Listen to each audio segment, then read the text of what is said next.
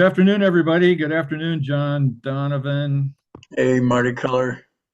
Welcome to the Intentional Living Podcast. This is our ongoing conversation of John and I about the intentional living process and the accountability tree practice. And we use these podcasts to explain just what the heck all that means. And particularly, our focus here is looking at behaviors that patterns, particularly patterns of behaviors, where in our minds we say, "Don't do that, don't do that," and we Hmm. do it anyway.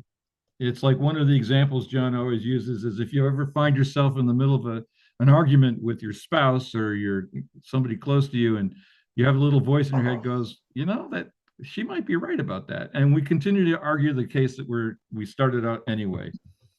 Right. Or we're about to commit some act of violence and we have a little voice in our head says, "Don't do that," and we go ahead and smack somebody anyway. That's the kind of Right. compulsive behavior that we look at here in the intentional living practice and seek to both demystify and find a way to change it without being violent to ourselves. How do we make those changes in a way that is powerful and also nonviolent? So that's what the intentional living practice is. That's the way I understand it. And we have been reviewing our principles. We have about a dozen, we call them principles. These are sayings or little rules that we find useful in understanding how did we get to these behaviors, these compulsive behaviors, and what are the keys to changing into something much more desirable, or at least much more consciously desirable. So Hmm. we've been looking at we started out a couple months ago with "I'm always getting what I want." It's never about the other person. The issue is not the issue. People treat me the way I want them to. And in our last podcast, we spent some time talking about the quality of my life is determined by the focus of my attention. And in that one, we talked about how, because I'm always getting what I want, that's the first principle, which implies something that we talked about last week, which is I can't not manifest, or I can't not make something happen. So Right. whatever's happening in my life is coming from my desire. I want that to happen. And if it's something in my conscious mind says, "No, I don't," but it keeps showing up anyway, then that's the key to recognize this is something in my subconscious mind that I can go in. I can pull that out of the subconscious, bring it into my subconscious mind, and the accountability tree practice then helps me figure out what to do about it. Yes. So what's the quality of my life? We spent some time talking about that. Am I happy? Am I creating the life that brings me joy, brings me contentment, makes my heart sing? Or do I have the kind of life that when I wake up in the morning, I don't want to get out of bed? Yeah. What's the quality? And so we, in the accountability practice, one of our principles is we're making our own lives, and these are illuminations of that process. And before we move on to the next one, any reflections, John, on my summary or anything that you'd like to point out? Yeah. That was, like I said last week, these topics are so full, so rich, so full, we could talk volumes for each one of these that would be pertinent to explaining and identifying these things. So yeah, we're doing good, I think, Well, I would based point on that. out, you made me think about this. It would point out to particularly those of you who are new to the podcast that these things are also best understood through practicing and experiencing them. So the accountability work that John and I do, we've been doing in group setting, and so we use these principles oftentimes when we're facilitating our meetings, and people are stuck with a problem or a feeling that seems difficult to penetrate or to even be with. And so we find the principles can help people understand what's going on in their own inner life, and so that's part of why they're of practical value. And I'm going to issue you an invitation to come to a meeting, which are all on Zoom Yeah. at the end of the podcast. So you can come and experience these or ask questions about them, because I promise you that if you have a reaction, you hear some of these things and you go, that doesn't make sense, or I don't believe that, you're not alone. You're not So alone. the next principle here is life happens for me, not to me.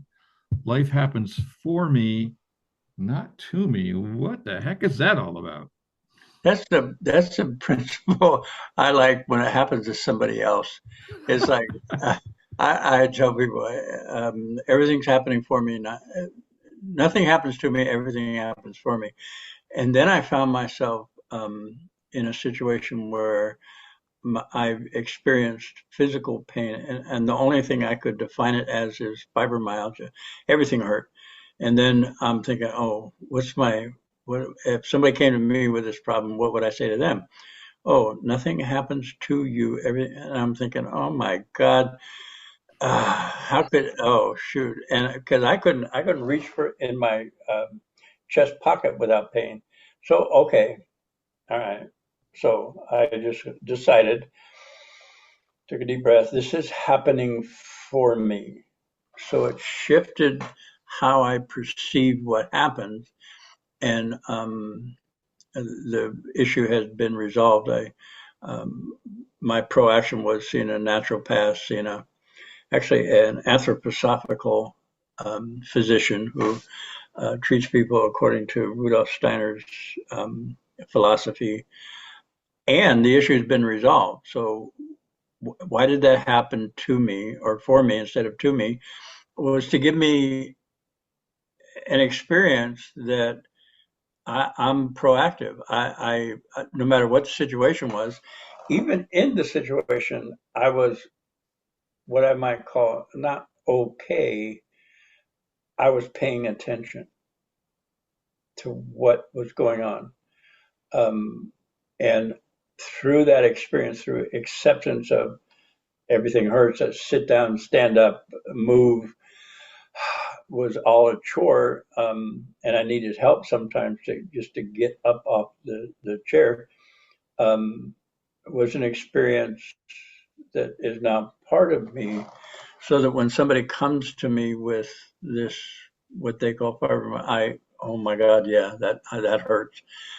Um, and also an example of, oh, what am I not doing to take care of myself? Well, when I saw the naturopath, yeah, he pointed out a couple things that I wasn't doing to take care of myself, which I now got engaged to, which is the right supplements and the right eating habits and the right exercise habits. And um, also, I discovered some buried trauma that was still stuck in my subconscious that was now ready to come forth and have me deal with it. Um, One of the terms that we get from the recovery process is God will only give you what you can handle at the time. And that has proven right for me, that if I'd have gotten this what I call fibromyalgia 20 years ago, I don't know how I would have responded to it or worked through it or experienced it. And having had recovery awareness, the results of unhealed childhood trauma, I don't know if I could have worked through it the way, well, I know I wouldn't have worked through it the way I worked through it this time. So this happened for me. And then after that resolved, I got an intestinal thing where I had, I don't want to like be graphic, but I had diarrhea, and it was for 2, 3, 4, 5 months, and it was like, whoa, what's this about? And again, this is happening for me, not to me, and so I paid attention, and that is in the process of being resolved. Again, through me being proactive and taking care of myself in a way that I wasn't doing before. So.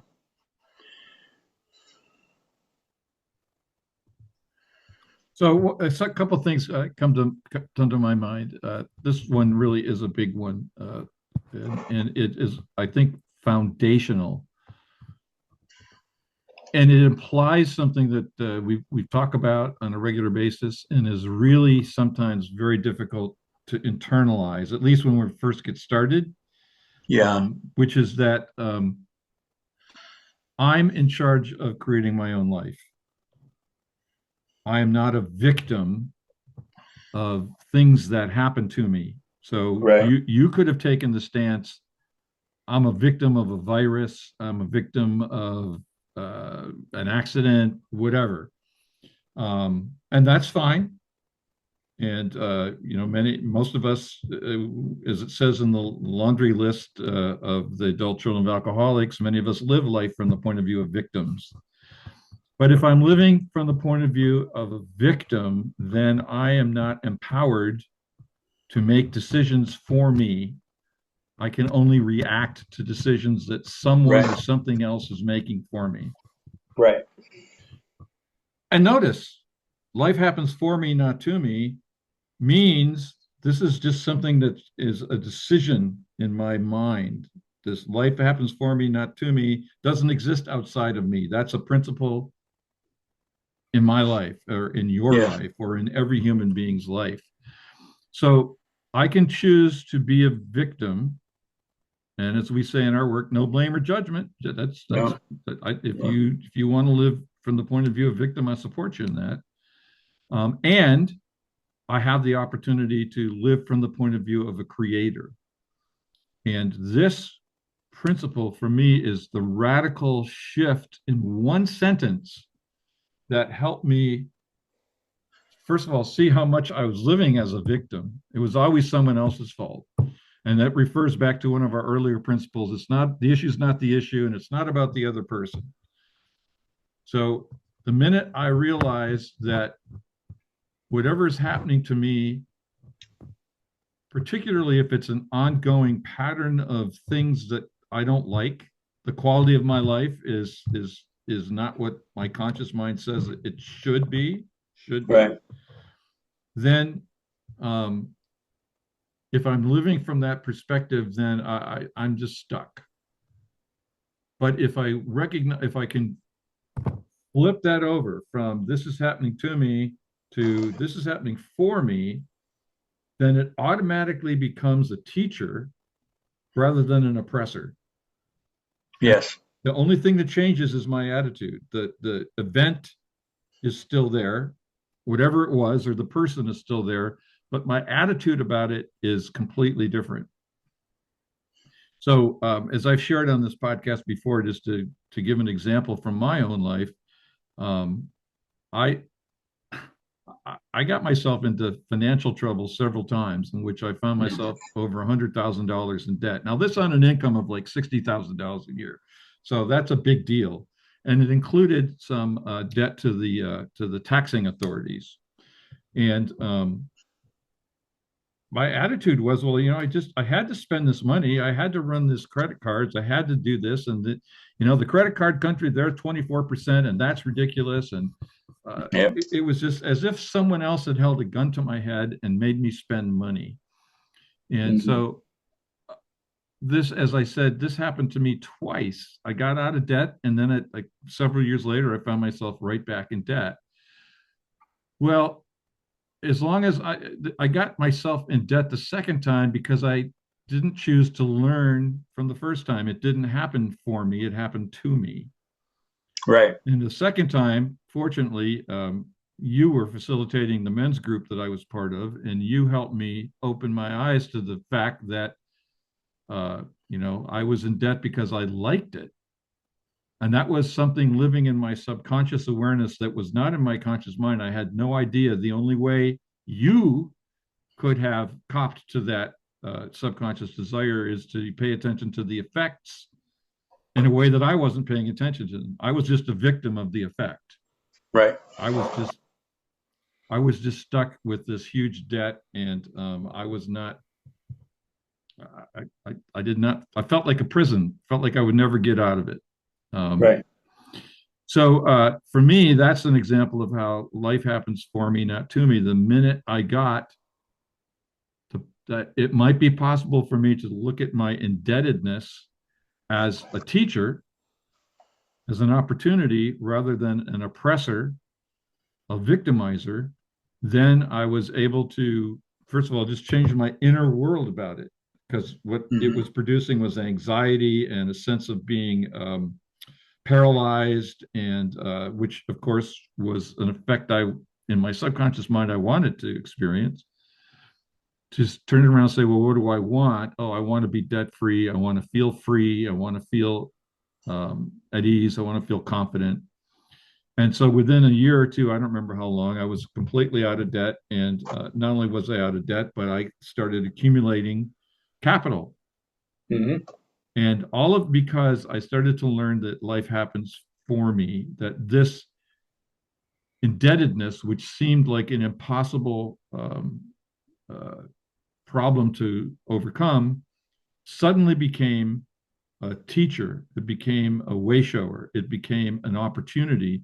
And of course, I'd be honest, particularly to those of you that may be new, I couldn't have done it without the group. The group supported me as I, first of all, had that aha.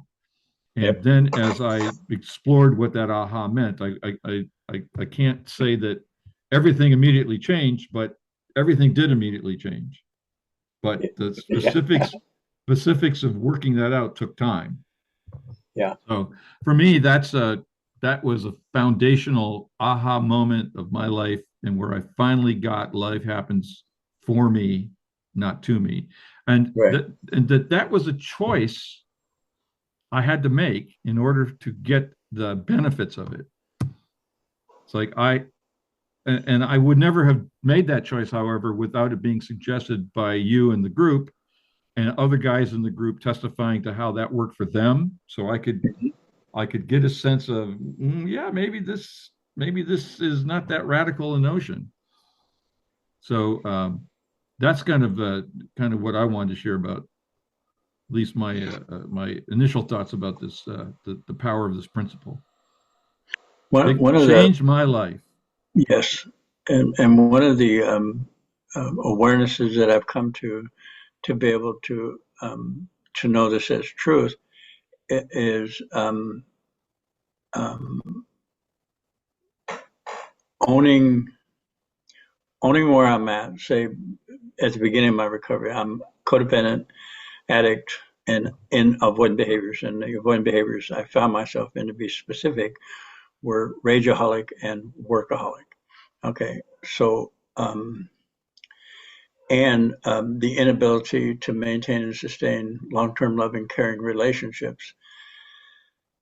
I discovered in my childhood trauma that the way my parents, and as a child from 1 to 7, everything is yes. So hearing my parents say, I love you, and then criticize me, hook me into criticism is an aspect of love.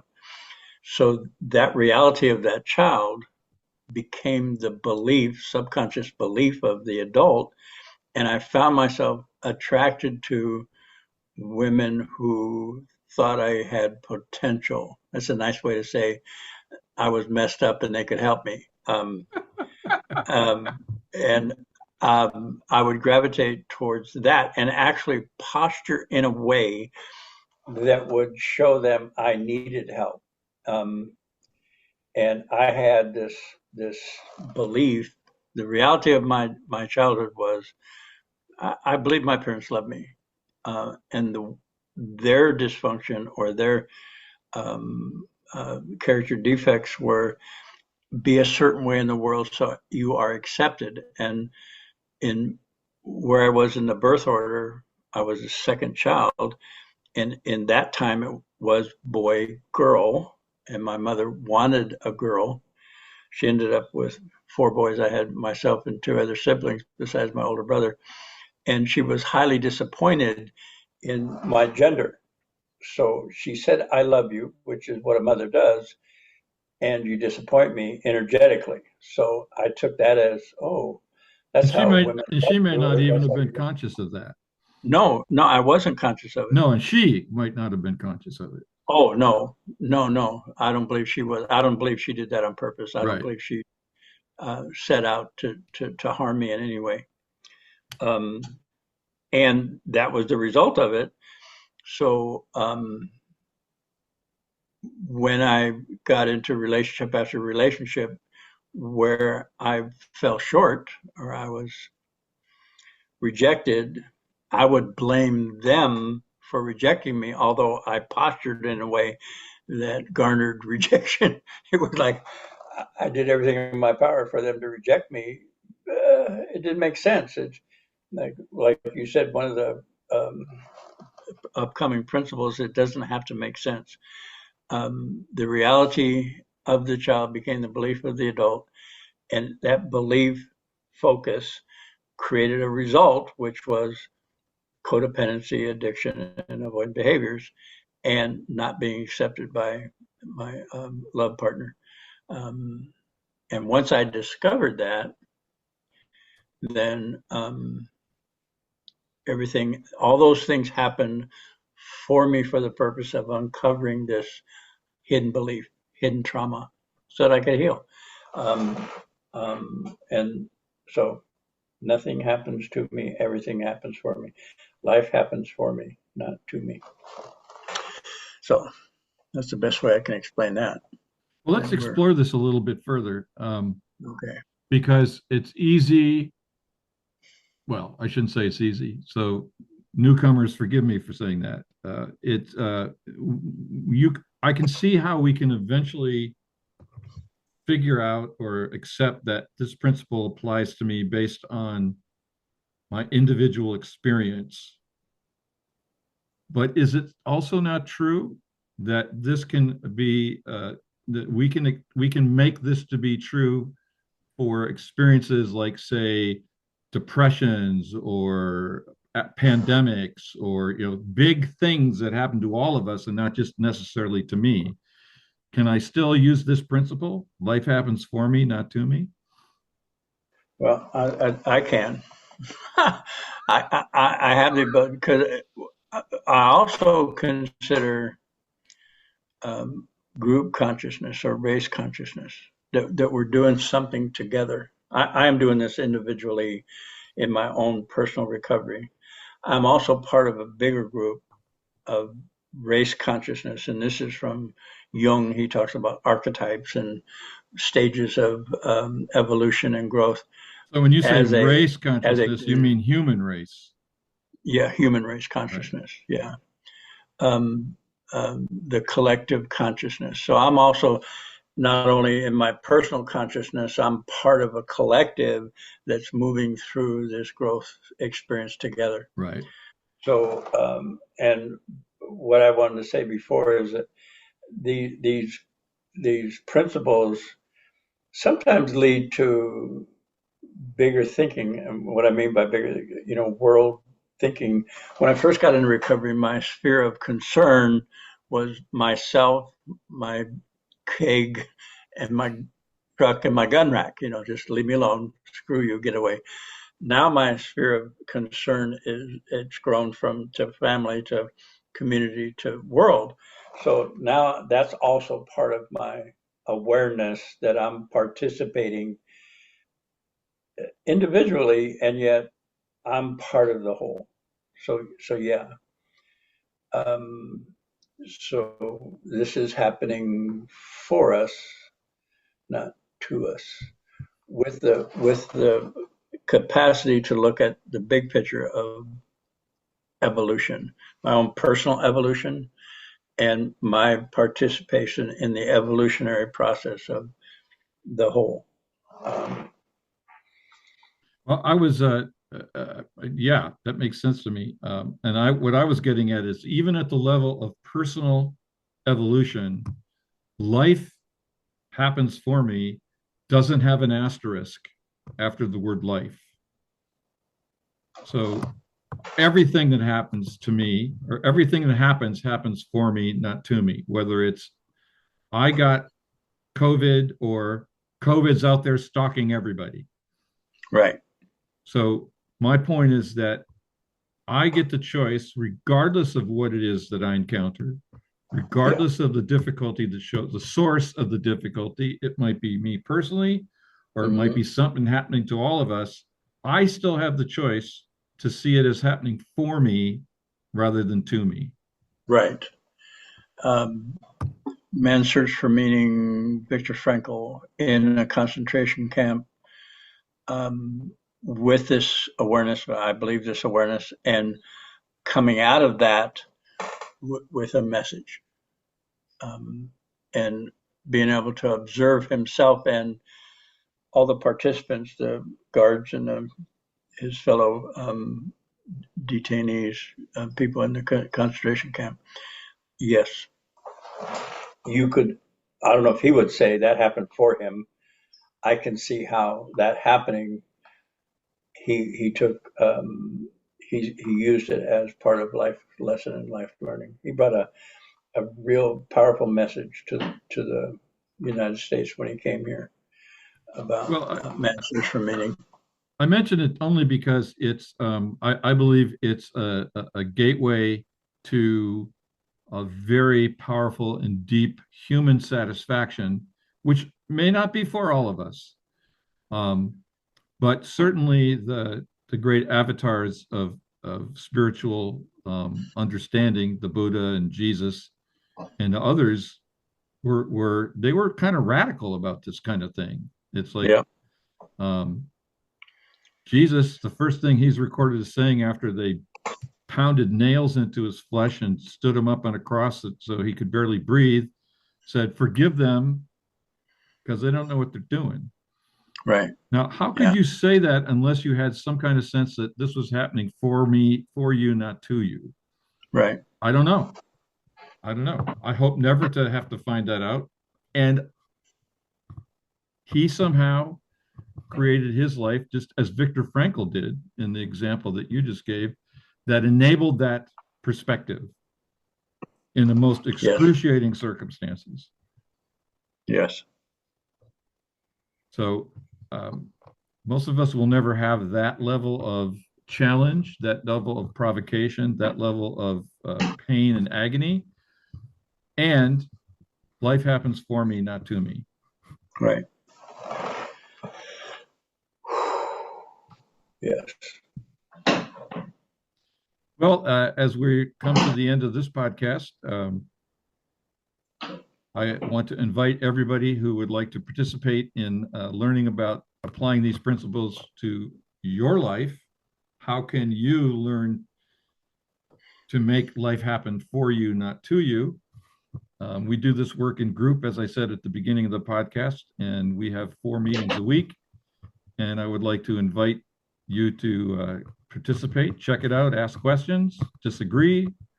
And the information on how to, when the meetings are and how to join them, they're all on Zoom, will be at the end of this podcast. So we invite you to come and join us and learn about what these 2 crazy, wild and crazy guys are up to in this recovery world.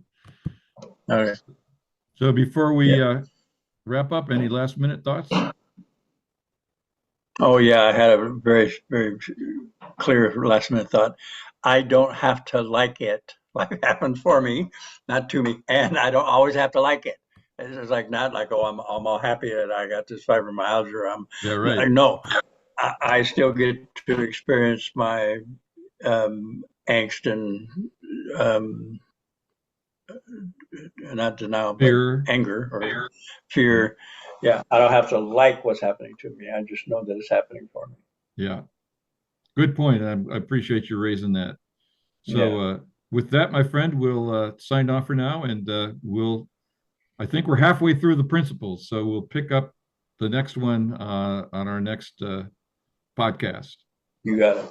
I'm looking forward to it. Yeah. Thanks, John. You're welcome. Thanks, everybody. Thank you, Marty. Be sure to like and subscribe to the video to help us get this message out to and send it if you see any value in it. Send it to a friend that you might think might enjoy it or see some value in it. Yeah, good idea. Thank you. Yeah.